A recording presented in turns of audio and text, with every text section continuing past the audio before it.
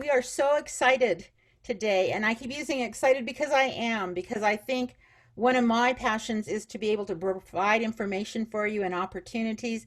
And so I have the wonderful opportunity to introduce Fleurette King, who is our equity educator from TILT, which is our Teaching Institute for Learning and Training. We call that TILT. So you kind of get tilted out here. But we are so excited that Flo is here today, and I'm just going to turn that over to you now. Good to see all of you. Hello. Can I get some waves? Can I get some pump ups? Can I get some woo? No, that was too much, too much. Good to see y'all. Good to see you. I am so happy to be here. Normally in my everyday job at CSU, I have to work with faculty, and when Dr. Vigil contacted me, or Patricia, I was honored to be here. I think she is one of the most amazing leaders at CSU. I would probably even say the state of Colorado, for her advocacy around social justice and equity and inclusion. So anytime she asks me to do something, I am happy to do it because I know she is looking out for the people. So again, my name is Fleurette King Flo. I've been in higher ed for a while, mostly student affairs, but now on the academic side of the house. I am first generation. I am, and I have both my bachelor's and my master's in sociology. Um, and I am now I will be starting a PhD program this summer. And I am excited and scared, but I'm ready to roll. So I just want to let you know. I also identify as a big Black, queer, gender nonconforming person who identifies as social justice activist who happens to be in higher education. So I literally say that on my interviews so they're not confused about who they're going to potentially hire. So but I consider myself an ally across a lot of different identities to assist in social justice. And I love when there's coalition building and collaboration and so forth. So today I'm just going to extend the conversation around social identities and diversity and inclusion and justice. I'm going to pull up my screen here. I'm going to see if I could pop up the video for the land acknowledgement.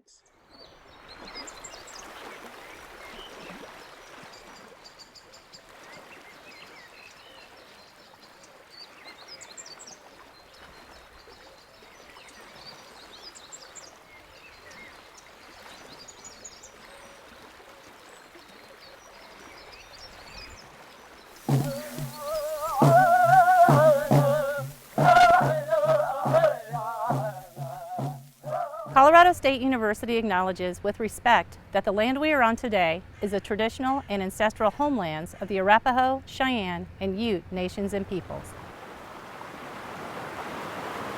This was also a site of trade, gathering, and healing for numerous other Native nations. We recognize the indigenous peoples as original stewards of this land and all the relatives within it. As these words of acknowledgement are spoken and heard, the ties nations have to their traditional homelands are renewed and reaffirmed. CSU is a land-grant institution, and we accept that our mission must encompass access to education and inclusion. And significantly, that our founding came at a dire cost to Native nations and peoples whose land this university was built upon. This acknowledgement is the education and inclusion we must practice in recognizing our institutional history, responsibility, and commitment.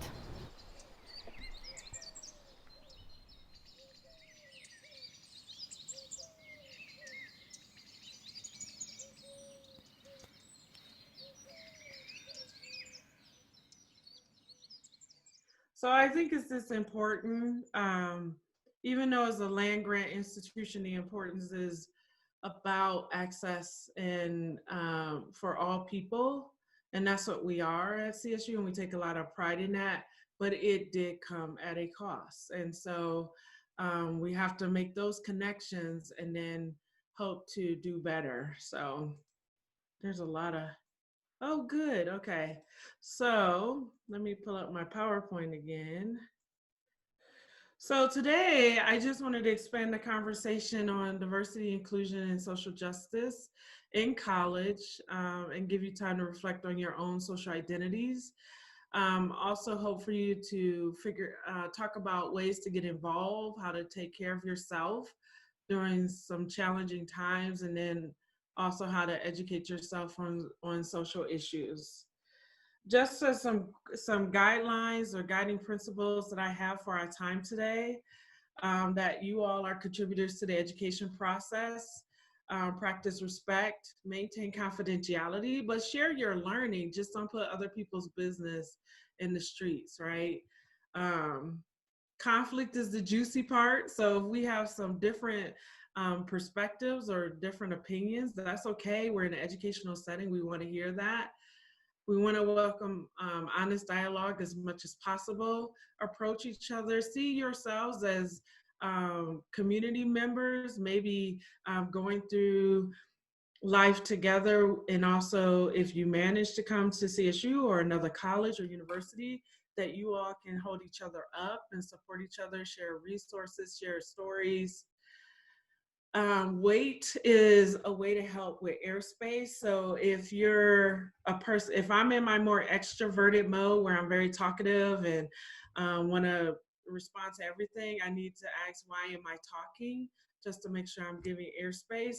And if I'm in my more introverted mode, which is where I kind of sit back and reflect or take in the information, I need to ask, why aren't I talking? Because it's important to hear all voices.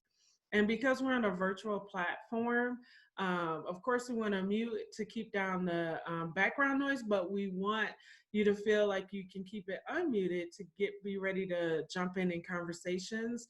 I'll be asking questions in large group, but you'll also have the chance to do breakout rooms. Utilize the chat, and I'll be asking you to do that in some ways. Definitely when you get into the virtual breakout rooms, make yourself present and make sure that you are listening to each other and paying attention and sharing.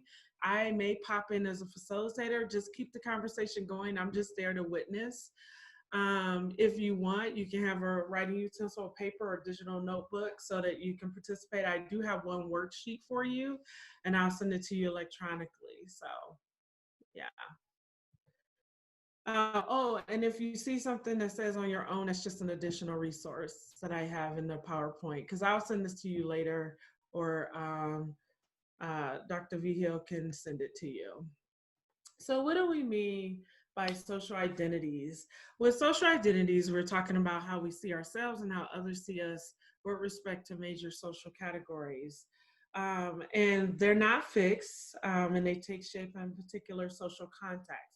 So someone can have all of my exact same social identities and have somewhat of a different experience based on different environments where I'm affirmed or not affirmed in my identities, or even have awareness of certain identities.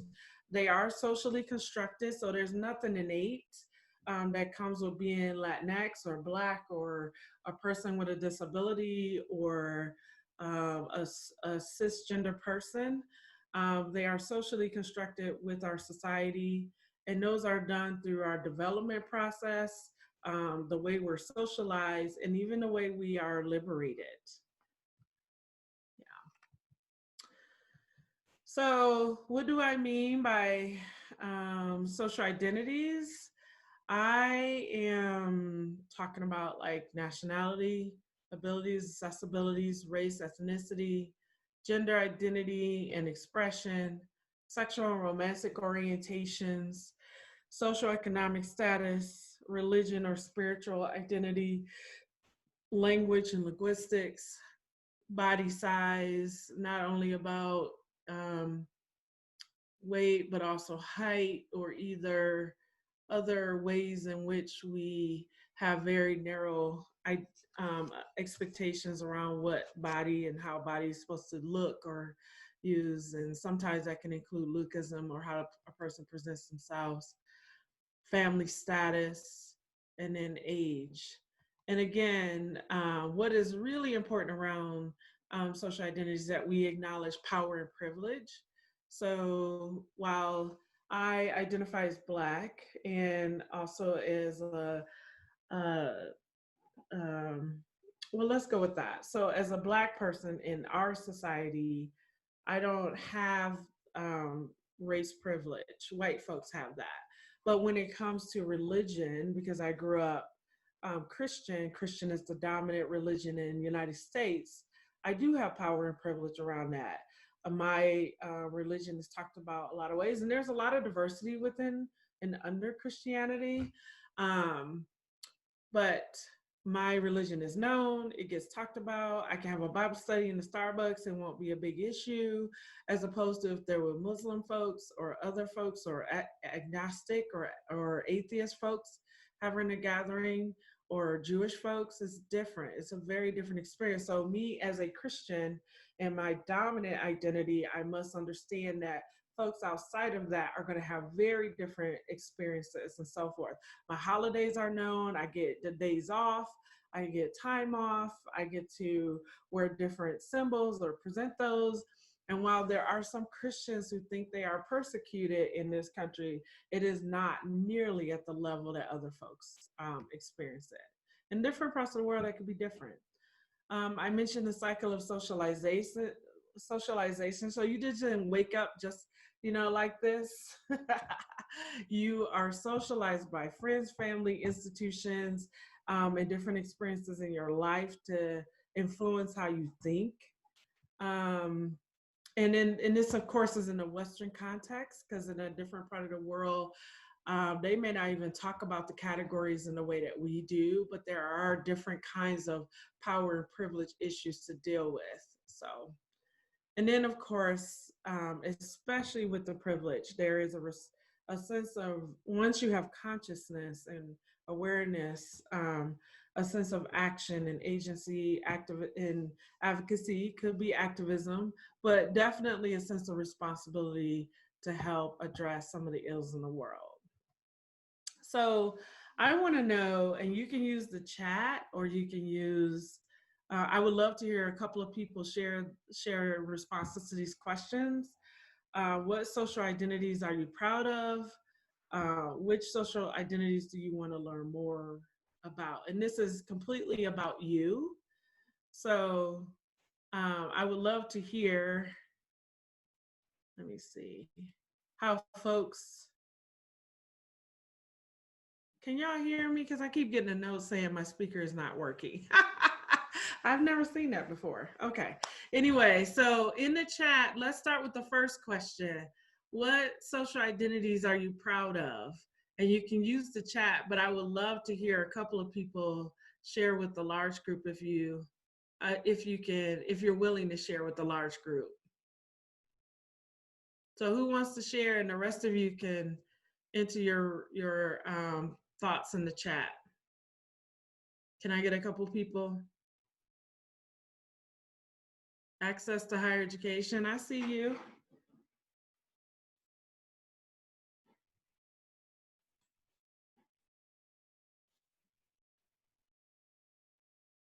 Who wants to share out loud?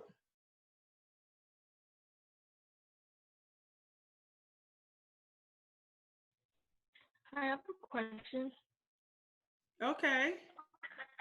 So it's so by that, do you mean like what you were talking about earlier, like nationality, gender, abilities, and access, like you had? Yes. I guess I'll share with the group. Can you guys hear me? Yeah. Okay. I'm actually really proud to be a woman. Because I know a lot of women can like relate like the machismo goes around, like the male dominance.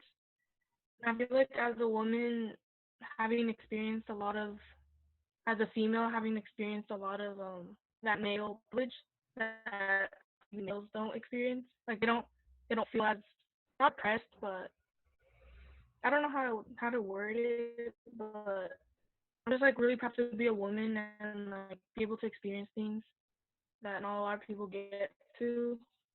Um, and I'm really proud to be Hispanic. And yeah. Yeah. Thank you, Viviana.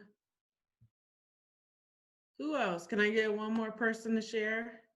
I see some good stuff in the chat too.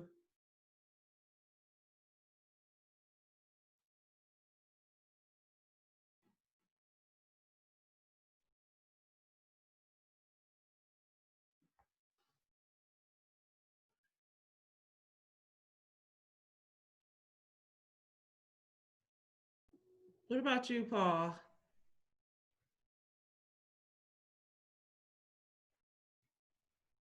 Wait a minute. Where did Paul go? Oh, there you go. I'm here. Tell me. Tell me. Okay, well, I guess I'll share since I consider this as a safe space for me. For me, I'm proud of being Latino. I'm proud of being um, I'm proud of being part of the LGBT community. Although I do have a couple of struggles regarding my parents' beliefs because of Latino and Christianity. That's yeah, but overall, I'm just proud of being a Latino, even though there are some controversies within there, and I'm proud of being part of the LGBT community. Yeah. Okay. Anyone else?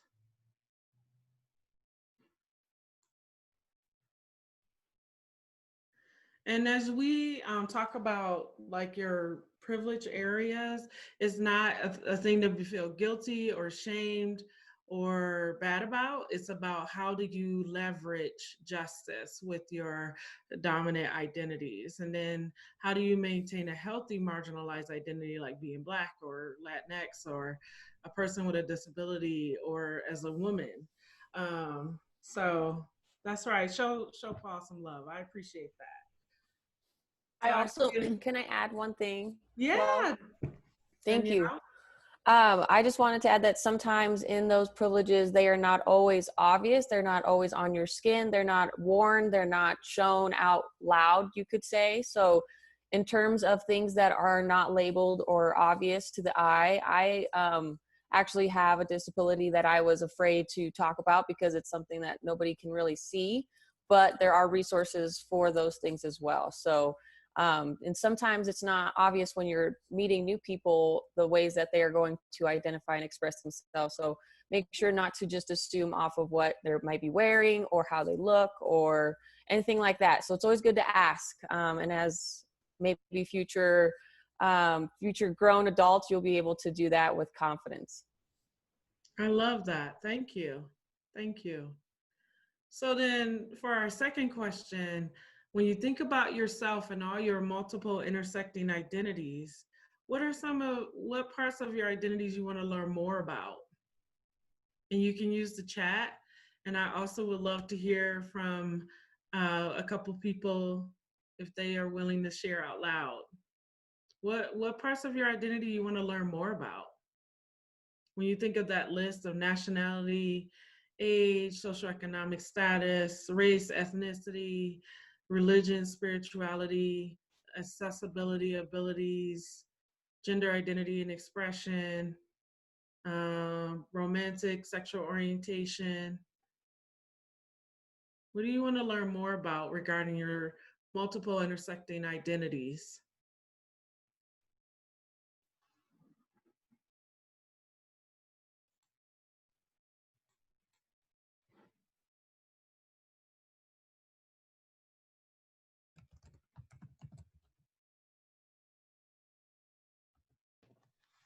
I'll share something.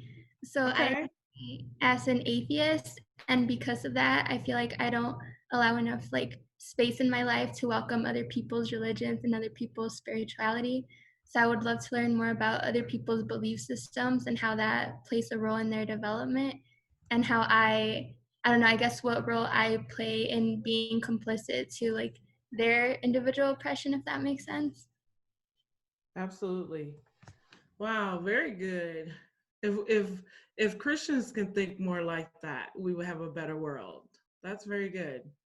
Others?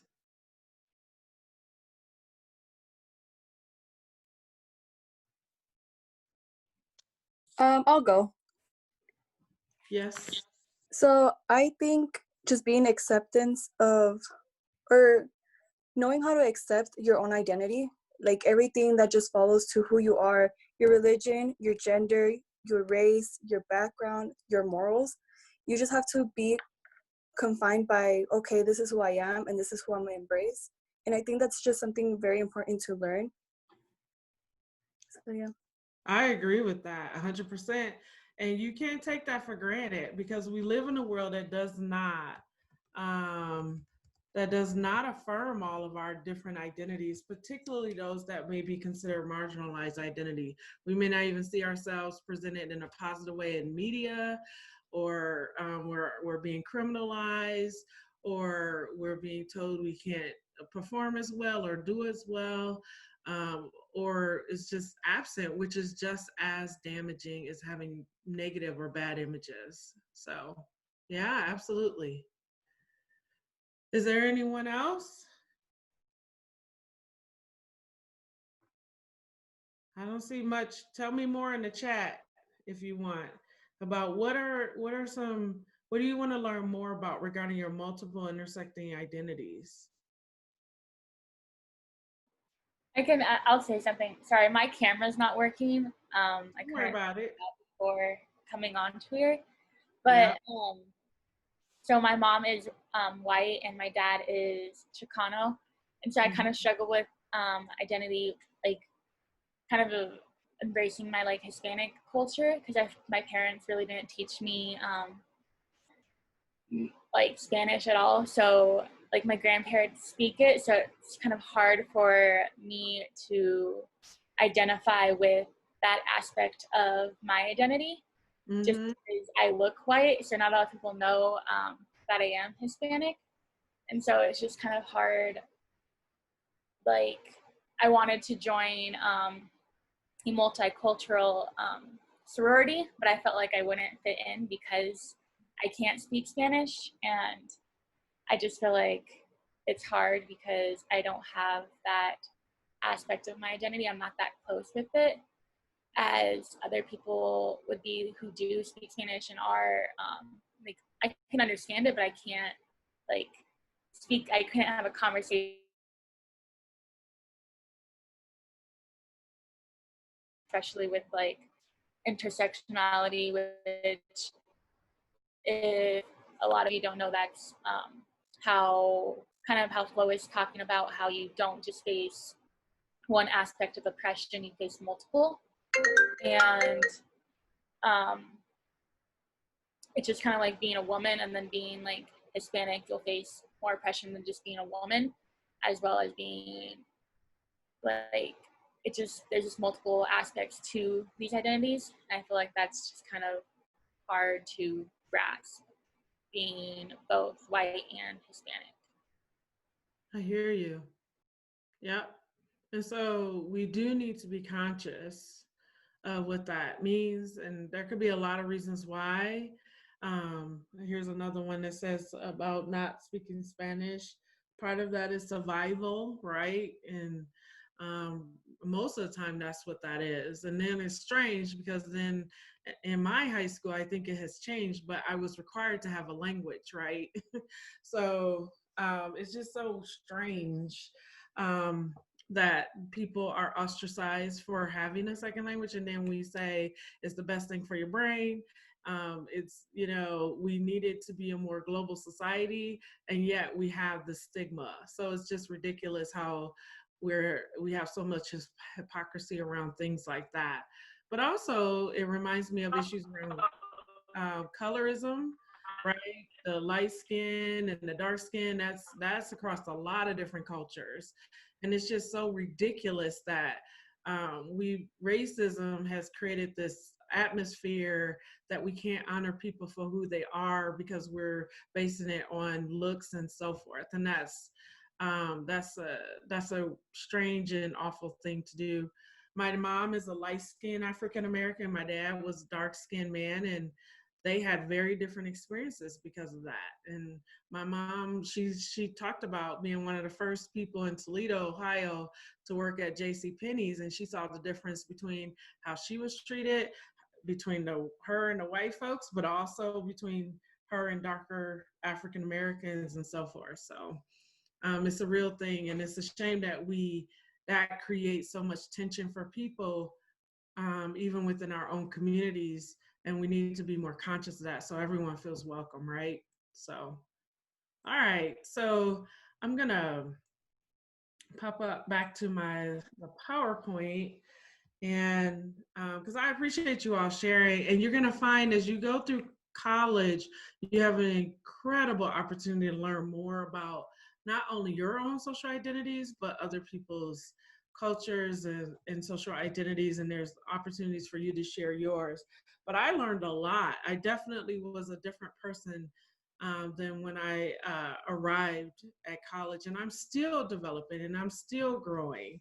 I'm a different kind of Black than I was 3 years ago, and so forth. So, yeah. All right, so I want to show you this video just to further my point about the different experiences that people have. So, think of a baby when it's born as a simple stick figure. Pretend identity is like the first set of clothes given to them by others who expect them to wear that style throughout their life. Now consider their personal style, might be color or hairstyle, as clothes that they would pick to best match their personality. Likewise, gender identity is shaped at birth when a doctor assigns gender.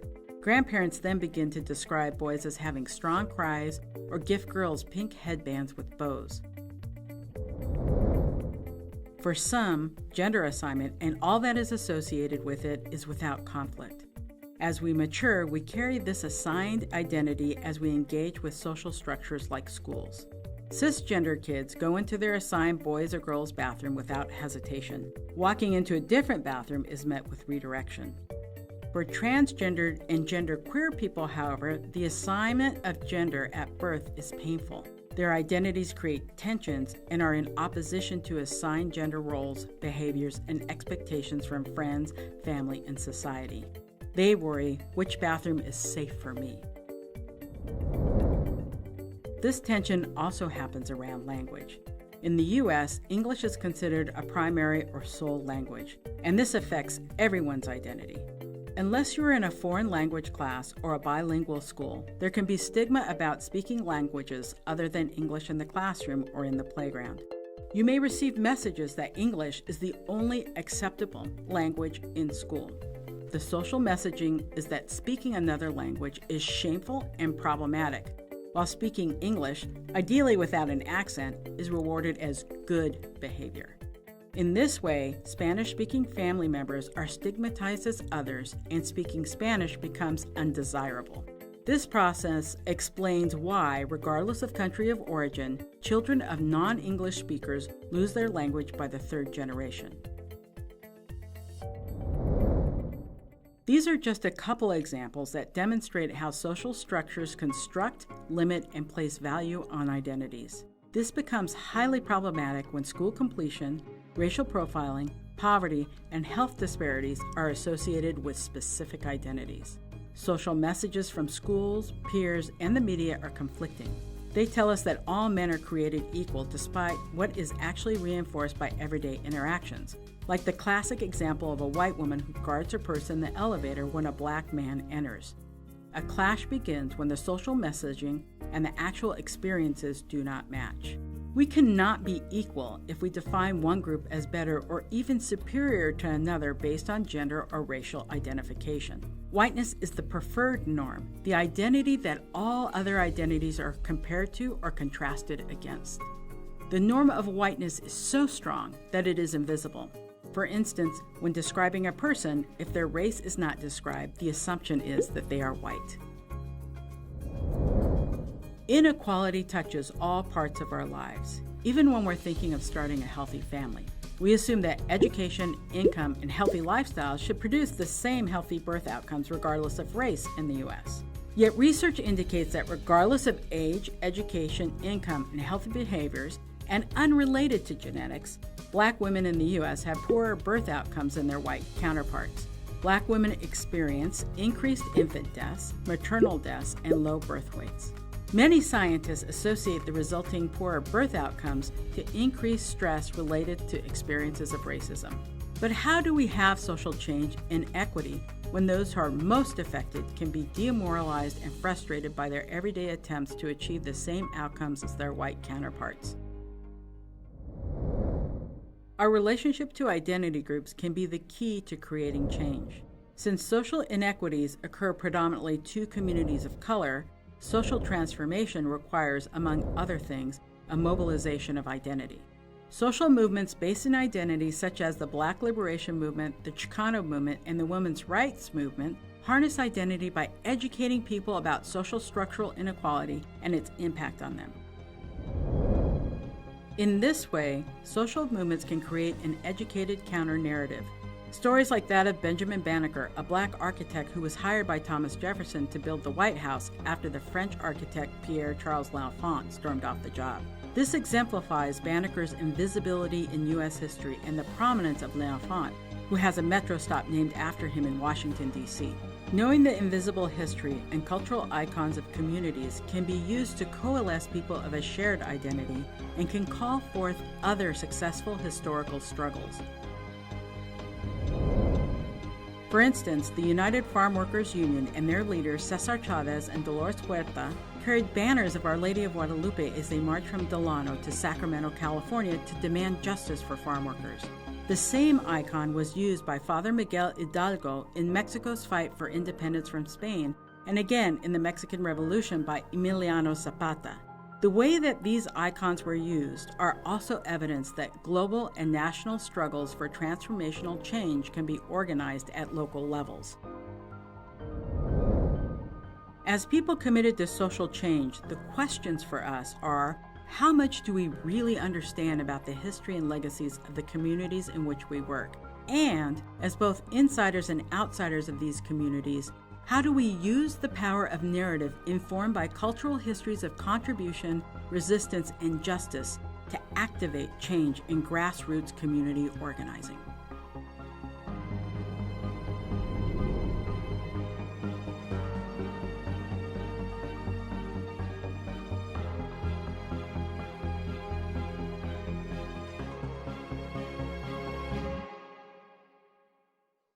So what did you all like about the video?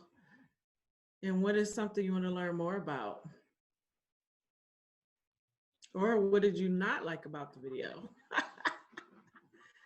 Very much welcome. Shining light on multiple issues, fast and simple, the information to process, like the movements done in history to fight the inequality.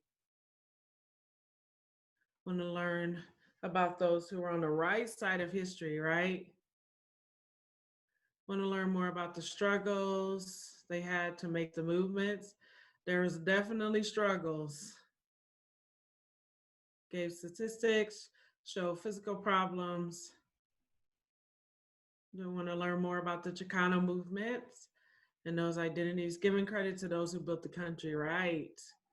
Yeah, so good comments, very good comments. And again, that was just like a snapshot of what regarding like society and societal change. So I'm gonna just briefly talk about it and then we'll get back to some more interactive components.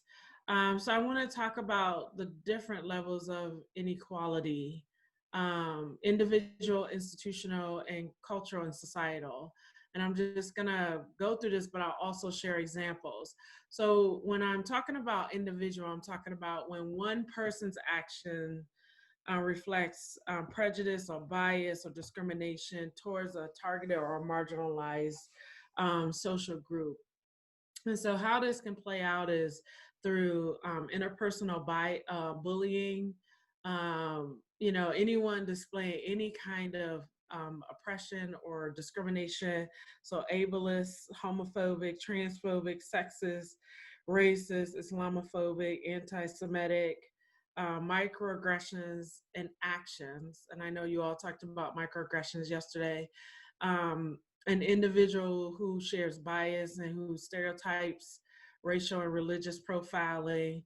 And then it could be subtle and or covert and overt. So obvious and blatant, but also more subtle and not as easily identified acts of isolation and exclusion. And then when it comes to institutional, we're talking about like our big organizations, institutions in our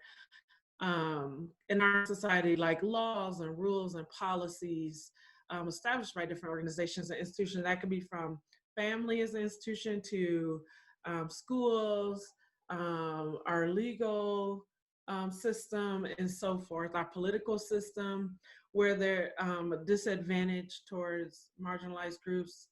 And then there's advantage for privileged group. And these institutions include, like I said, government, education, law, media, healthcare system. And some real examples of that include high healthcare insurance premiums for poor people, voting exclusion acts or discrimination against poor, criminalized populations and immigrant populations regarding voting and political involvement, religious public school calendar, neighborhood or private organization membership based policies based on race, ethnicity, class, anti-abortion laws, airline seats and size discrimination, not creating a path to citizenship for undocumented people and families, lack of protection for LGBTQ folks for employment, though that just recently got changed. And we also saw extension with DACA. We need to celebrate all of that. And then also keep working. And then lack of accessibility for people with disabilities in public spaces, including school and work. And then this last level is cultural and societal. These are social norms and customs that have a differential or a harmful impact on more marginalized groups, whether or not they are intended to. And these norms can usually always have some kind of historic significance. And examples include the inequality of pay and professional representation of women, high cost of sports for participation in academic preparation, even things like clothing and personal products. I mean, they just came out with like diverse band-aids. It doesn't seem like a big deal, but it is. Or health-based strategies and so forth, only on dominant culture groups, or when health research is only done on dominant culture group. And then they think, like, for example, even when they did research on the heart attacks, on how heart attacks show up with men, they almost always do not show up the same way for women, only sometimes. And that wasn't helpful, because there were times women had heart attacks and they were told, oh, you're being sensitive or hypersensitive and nothing's wrong with you. And in fact, the woman was having a heart attack. So it's a lot of different things like that. Racial representation in police forces and government agencies, lack of gender diversity represented in science and math, unpaid versus paid internships. Some of us can't afford to have unpaid internships. I know I couldn't when I went to college. Inequitable public school funding and taxes, and intolerance for so much sexual violence and harassment in our society. So, and then these are, again, the different social identities. And you can see where there's the privileged group, and then everyone else is pretty much the non-privileged group. And it's good to have consciousness of where you land. You're probably really clear where you are in the marginalized group, but may not think about your privileged identities, because you can almost, it's so normalized. It's in the air we breathe, it's in the water we drink, and you don't have to think much about it, but you should, because to not be aware of your privileged identities, to be negligent, and then you could inadvertently be hurting different people and not realize it, because that the world, our society is centered on that privilege piece. But it's all messy and complicated because like most of us, if not all of us, will have a combination of marginalized identities and privileged identities. So these are questions you can ponder for yourself or later. What did you learn from each other? How was it to talk about your identities? What prejudice and bias are you going to work on? Because we all have them. We're growing up in this society that doesn't always share the contributions of marginalized groups and what they, how they've helped build our society. And also we have a lot of prejudice and bias. So inevitably, there's always some bad situations that happen on campus. This was it last year where folks went on blackface, and it's a whole thing. So when you, for your self-care around these issues, because it can have a negative impact, um, you know, talk about how you will respond to hate speech and actions on campus. And you can think about that from if you want to get involved, if you want to help. There were student activists that marched, they protested, they gave a letter of demand for changes on campus. You can also just go and make sure you stay focused on your academics and take care of yourself. Um, how will you show support to those who are most impacted? So you can figure out ways to do that. Again, that's showing up or making a contribution or volunteering for something.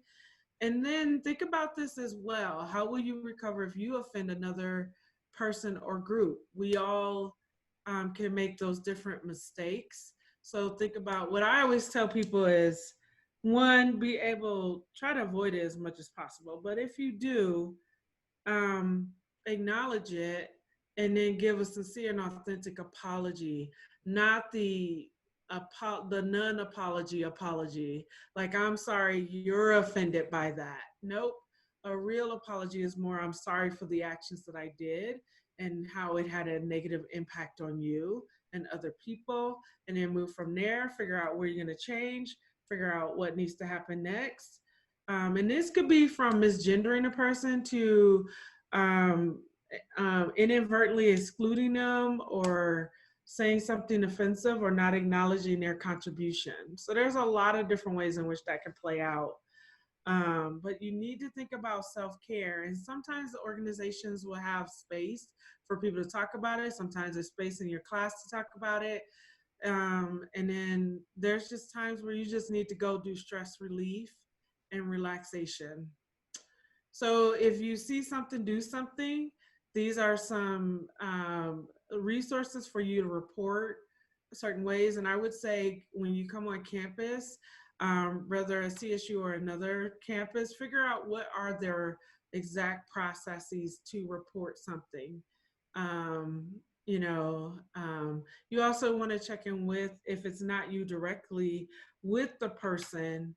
I mean, I didn't put call the police on here. That is an option, but you definitely want to check in with that person to see if that's okay, because to some communities, the police is seen as hostile. We don't want to think of it that way, but it can be that way, and things happen. So just check in with the person if it's possible, if they're conscious or whatever, and then go from there.